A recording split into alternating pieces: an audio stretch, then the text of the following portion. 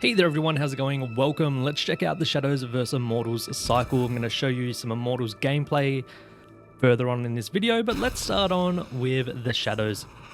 So to become a Shadow, you head on over to the tavern. They hold a regular raffle there. You can try your luck, or existing Shadow members can also invite you. Once you're a Shadow, you head on over into the tavern again. You can head into the Shadow area and pretty much pledge away your life. So being a Shadow is pretty cool. You get a lot of good buffs as a Shadow, and there's quite a few activities that you can do, which I'll show you here in one sec. So basically, the cycle goes, you've got the Shadows who are rising up against the Immortals, and then the Immortals are defending against the Shadows. So each week, the Shadows can try and take over from the Immortals, and then those Shadows become the new Immortals. So it's a pretty cool system. But we'll get onto that in a little bit here. So as a Shadow, you've got your individual rank. You can rank up and you get a permanent damage and defense increase while you're a Shadow. And there's a bunch of daily tasks for you to complete as well. And then as for the Shadow activities, you've got the Assembly, which you can, you just get some rewards, and then you can join a Dark House in there as well. Not a whole lot to do in the Assembly. Shadow is a recruit, so the Shadow Lottery that I mentioned runs every day at noon, at 6 PM and 9 PM. So you have 3 chances every day to join the Shadows. You need to be level 43 or higher. And then Shadows get contracts, so you get, I think you maybe get like, I think it was 5 or 6 of these a week. And the contracts are like a multi-part little quests, they're pretty fun. And Path of Blood is where you just go up against a whole bunch of enemies. And you can raid the Immortals' vault to get a whole bunch of their loot. And Shadows and Immortals can participate in the battleground. It's not really exclusive to either or. It's just an 8 vs 8 PvP mode. And then Rite of Exile is the big event once a week where Shadows are up against the Immortals. So the top 10 Shadow houses get to try their luck. So this was the Rite of Exile that we've just recently had. The first one so far. So the top 10 houses, they get to put in their best 8 members from whoever has signed up. So the core leaders get to choose who goes in. Ideally, you'd want your best players. It didn't matter so much in this Rite of Exile as this one was against AI. But we still put in the better players that we had, the higher rank ones. So the Rite of Exile is pretty much just the Battlegrounds format. That's why they say Battlegrounds is like sort of like training for this. So we're up against AI. This is the very first Rite of Exile.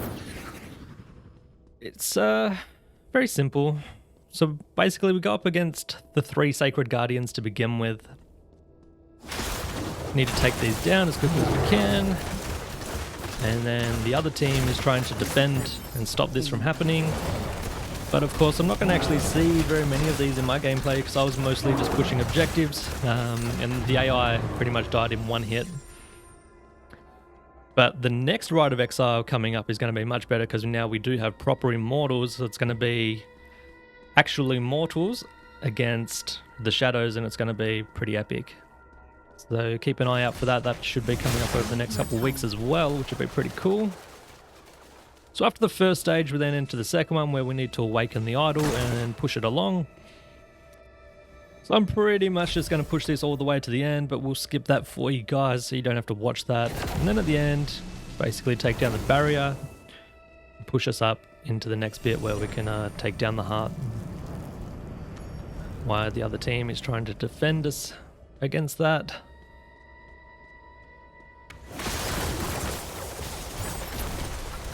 So there you go, that's how easily they die. It's pretty much just one skill and they all die. The AI could have been a bit stronger, I think, but...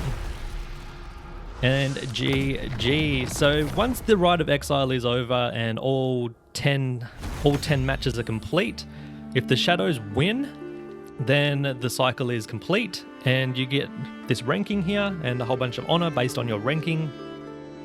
So I did fairly well. I got 2 A's and 2 S's. And I got the Hound of Truth title. So the cycle lasts until the Shadows override the Immortals. So it could be a week, it could be a couple weeks, could be months. Just depends on how well the Shadows how strong the shadows are and how strong the immortals are, and yeah, which teams can come out on top. So the score system is pretty cool. You get score based on how well you do, your participation, your loyalty, and so forth. And then based on that, you'll get more rewards at the end. I got 3,500 on it, which is pretty damn good. And then at the end of the cycle, you get 7 days worth of rewards as well. So you get 1 reward each day. So that lasts at the end of the cycle, which is pretty cool. You get a random legendary helmet or head, along with a few other little goodies there as well, such as honor and 5 gems, which is quite nice. Alright, so as an immortal, you can there's like a wall of honor, so you can constantly see the cycles, and the founders were the original members in the Dark House that took over.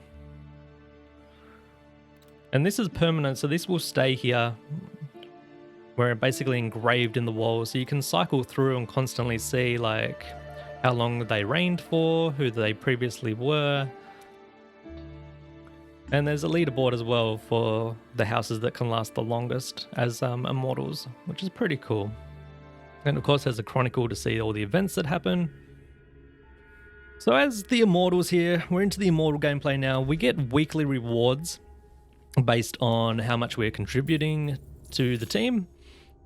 So obviously the first reward's not going to be great. No one's really contributed anything. So we get 30%, I believe, of all of the gold and honor that's in our vault at the end of the week. So defending the vault is really important against the shadows. We'll get onto that in a little bit. So you want to contribute as much as you can to maximize your rewards. And now this is the cool bit of being an immortal. We get wings. Oh yeah. So there's the path of immortals. We can do 1 path every day. And this is basically our path to becoming a true immortal. And then at the end, we get those sweet as wings. So these are basically just like little 4-part quests. And you can do one of those each day. So I think it's about, it's like 4 days, 5 days until we can become true immortals. And then we can get those sweet wings. I'm going to show you some activities that the immortals can do as well. Unable to participate in a lot of them at the moment as we've only just become immortals, but subscribe to the channel and we're going to check out some more of the content, such as a 48-man raid. And obviously I'm going to be defending the vault against the other players as well. This is another thing, as the immortals you also have daily goals. So these are just little easy things to do each day just to help build up your dominance as the immortals. So the dominance is sort of like the shadows rank, but instead it's like faction wide instead. So as we contribute, everyone needs to contribute to like level up, and that benefits the whole team. So then as we progress along here with our dominance, we unlock more rewards, we unlock better bonuses, and so forth. There's quite a lot of ranks here as well. So it improves like our abilities, get a whole bunch of rewards.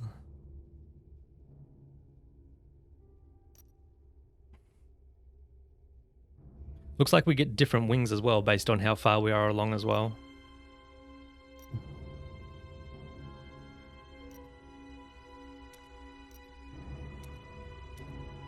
Alrighty. So here's our weekly rewards again.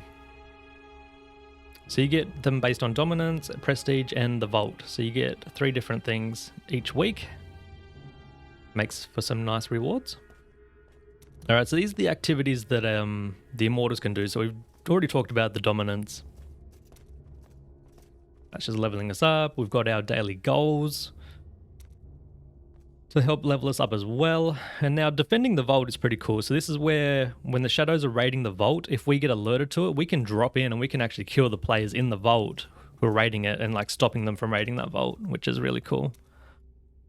And then we have Kion's Ordeal, which is up to 48 players participating together in a raid against like 3 big bosses. So that's going to be pretty cool to check out. We're going to do that as soon as we can, whenever it's unlocked. that'd be fun to hop into and check out. So get some decent rewards such as Daedus' Blessing, which gives us a chest for doing Elder Rifts. And then of course we have the Battlegrounds and the Rite of Exile, the same as Shadows. So yeah guys, that's been a little brief overview of the Immortals. I will have more content over the coming days as we unlock new content. Because it's going to take a few days here, 4 or 5 days for us to get our wings and to unlock all of our activities and so forth. And yeah, it's going to be pretty damn cool. So a little brief summary. So basically, you've got your Shadows who have their houses, top 10 houses, will go up against the Immortals in 8 vs 8 battles at the end of the week if they're in the right stage. And then if the Shadows can win, they become the new Immortals and the cycle starts again fresh. So it's a pretty cool system. Alright everyone, thanks for watching. Let me know in the comments if you have any questions or comments and I will get back to you as soon as I can. Alright, take care.